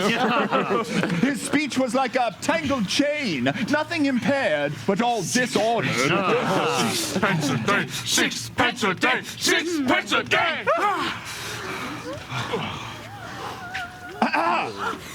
Who is next?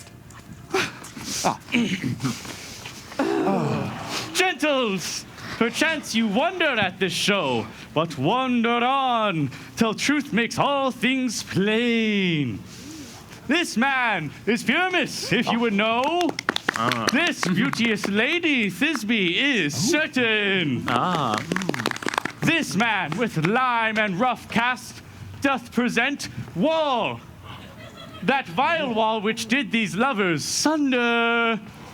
And through Wall's chink, poor souls, they are content to whisper. At the which, let no man wonder, this man with lanthorn, dog, and bush of thorn presenteth moonshine.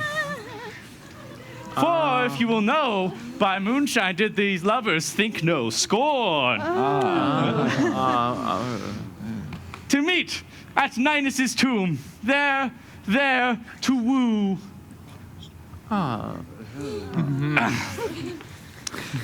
This grisly beast, which Lion hight by name, the trusty Thisbe coming first by night, did scare away, or rather, did affright. And as she fled, her trusty mantle she did fall, which Lion, vile with bloody mouth, did stain. Anon comes Pyramus, sweet youth and tall, and finds his trusty Thisbe's mantle slain, whereat, with bloody, blameful blade, he bravely broached his boiling bloody breast. And and Thisbe, tarrying in mulberry shade, his dagger drew and died for all the rest. Let Lion, moonshine, Wall, and lovers twain at large discourse, which here they do remain.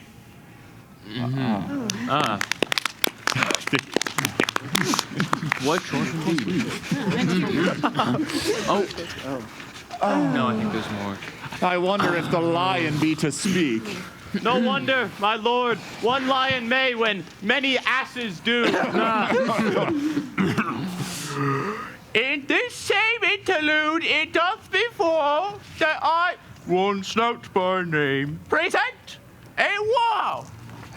And such a wall as I would have you think, that had in it a crannied hole or chink, through which the lovers, Pyramus and Thisbe, did whisper often very secretly. This sloan, this rough cast, and this stone doth show that I am that same wall. The truth is so. And this, the cranny, is right and sinister, through which the fearful lovers are to whisper. Would you desire lime and hair to speak better? It is the wittiest partition that ever I heard discourse, my lord. Pyramus draws near the wall. Silence. Oh, grim-looked knight, O night with hue so black, O night which ever art when day is not. O night, alack, alack, alack. I fear my Thisbe's promise is forgot. And now, O wall, O sweet, O lovely wall, which stands between her father's ground and mine. Thou wall, O sweet and lovely wall, show me thine chink to blink through with mine eyne. Thanks, courteous wall. Jove shield thee well for this. Oh, but what see I? No Thisbe do I see? Ah, wicked wall, through whom I see no bliss. Cursed be thy stones for thus deceiving me. The wall, methinks, being sensible, should curse again. No, sir, it should not. Deceiving me is Thisbe's cue. She is to enter. I to spy her through the wall. You see? Oh, it will fall out pat as I told you. Oh, yonder she comes. Oh, wall, full often hast thou heard my moans for parting my fair Pyramus and me. My cherry lips have often kissed thy stones with lime and hair knit up in thee. I see a voice. Now will I to the chink to spy, and I may hear my Thisbe's face. Thisbe! My love thou art, my love I think. Think what thou wilt. I am thy lover's grace, and like Lemander am I trusty still. And I like Helen till the fates me kill. Oh, not Cephalus to Procrus was so true. As Cephalus to Procrus, I to you. Kiss me through the hole of this vile wall.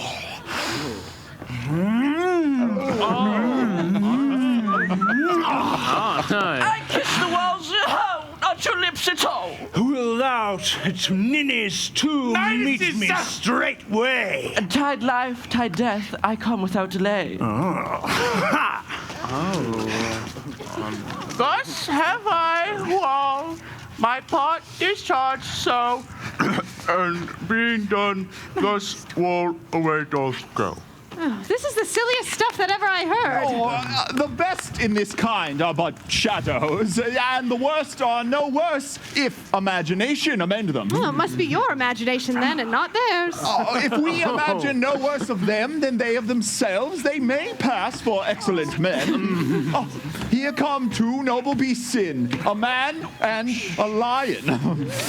You ladies, you whose gentle hearts do fear the smallest monstrous mouse that creeps on floor, may now perchance both quake and tremble here when lion rough and wild as rage doth roar. Then know that I, one Snug the joiner, am a lion fell, nor else no lion's dam. For if I should, as lion come in strife into this place, 'twere pity on my life.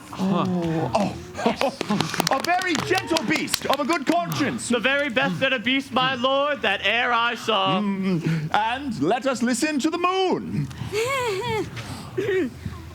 This lanthorn doth the horned moon present. He should have worn the horns on his head.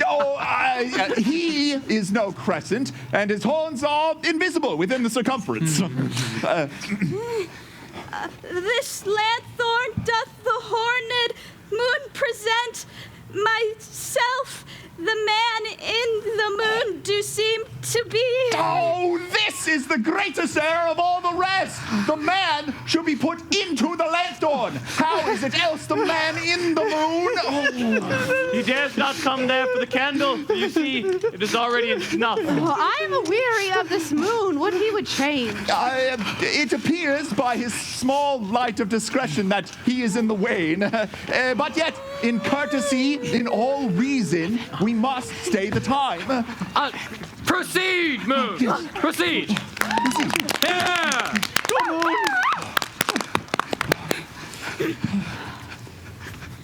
All that I have to say is to tell you that the lanthorn, the moon, I, the man in the moon, this thorn bush, my thorn bush, and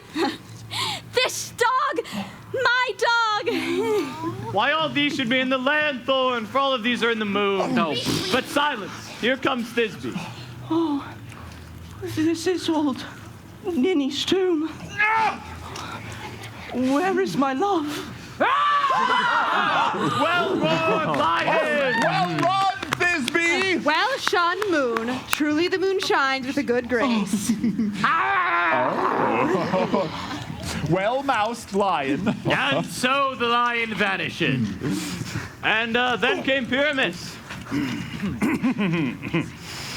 O moon, I thank thee for thy sunny beams. I thank thee, moon, for shining now so bright.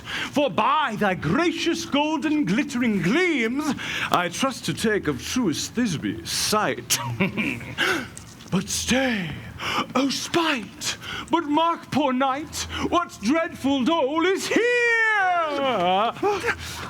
What dreadful dole is here? What dreadful dole is here? Eyes, do you see? How can this be? Oh, dainty duck, oh dear. Thy mantle good? What, stained with blood? Approach if your is fell! Oh, fates, come, come, cut, thread, and thrum, quail, crush, conclude, and quail! No!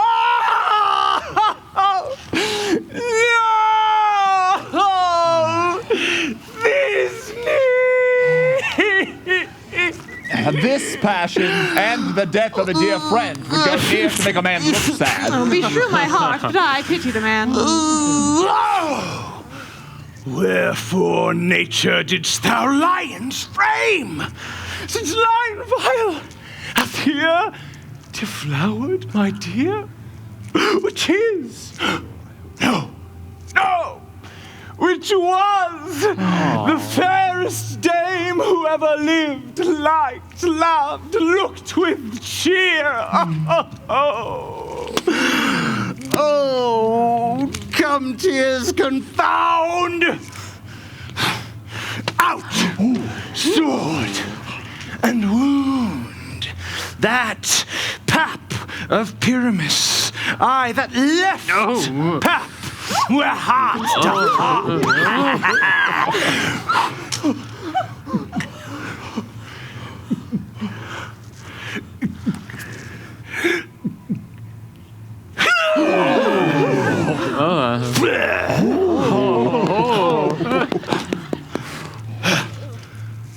Thus die I. Thus.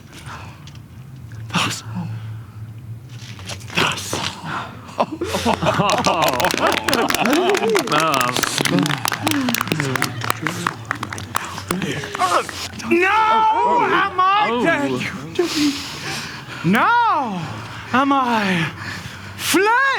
Oh, my soul is in the sky. Oh, tongue, lose thy light. Moon, take thy flight.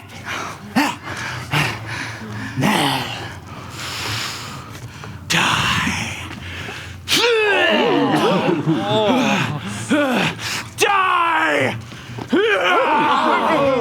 Die!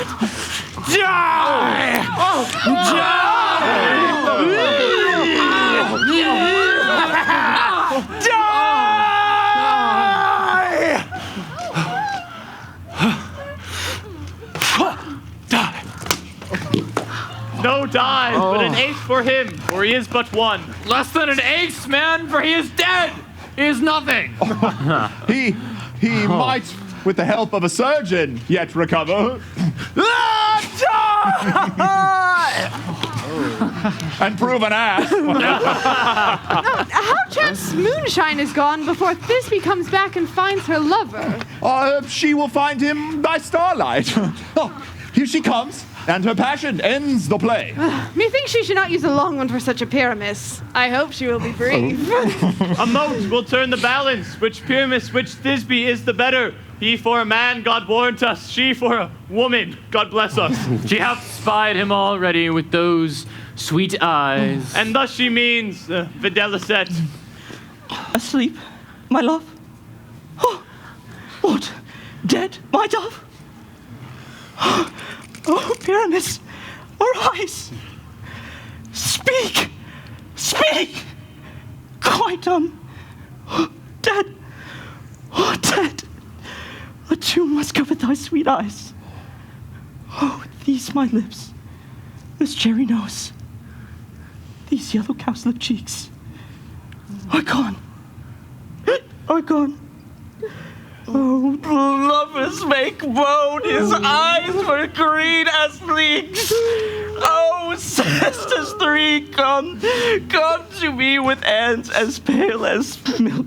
Lay them in gore, since you have shore with shears as thread of silk. Oh, tongue, not a word. Come, trusty sword. Come, blade my breast and brew. And farewell, friends. Thus this ends. Adieu. Adieu.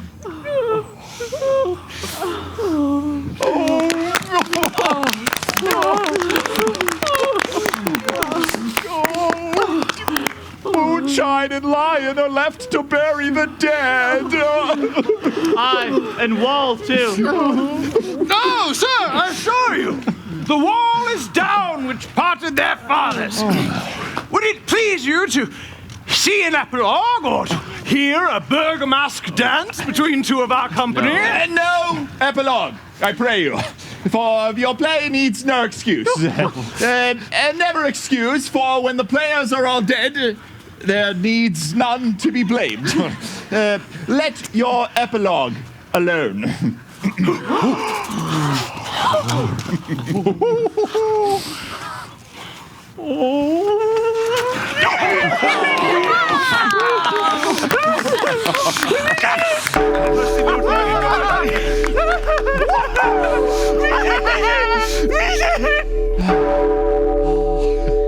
The iron tongue of midnight hath told 12. Lovers, to bed.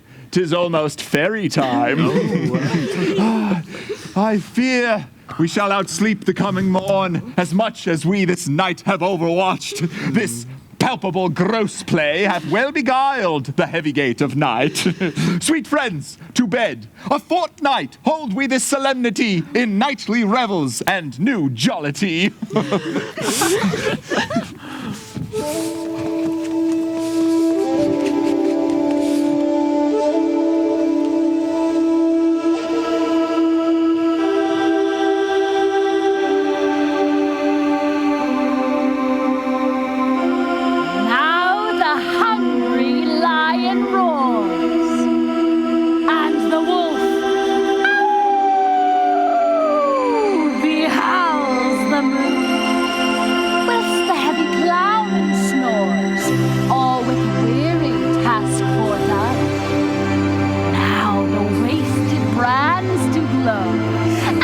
Screech owl, screeching loud, puts the wretch that lies in woe in remembrance of a shroud.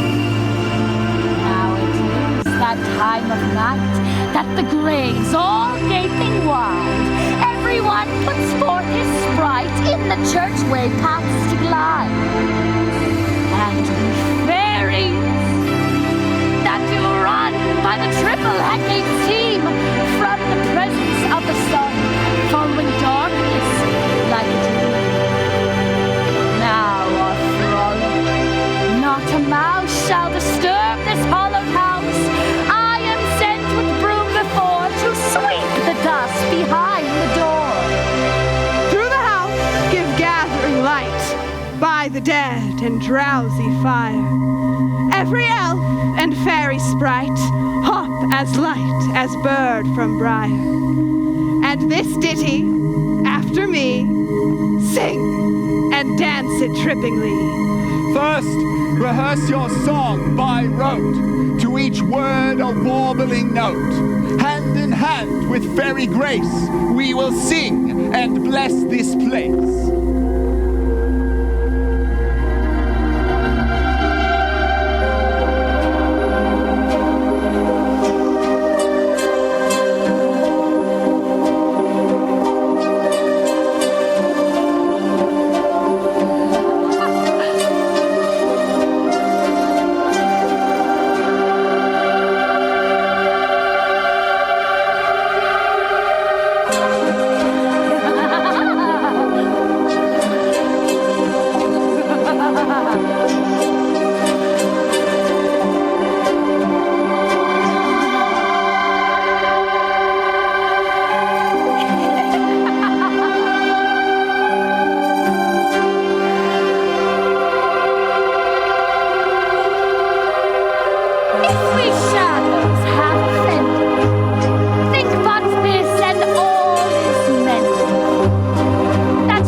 But slumbered he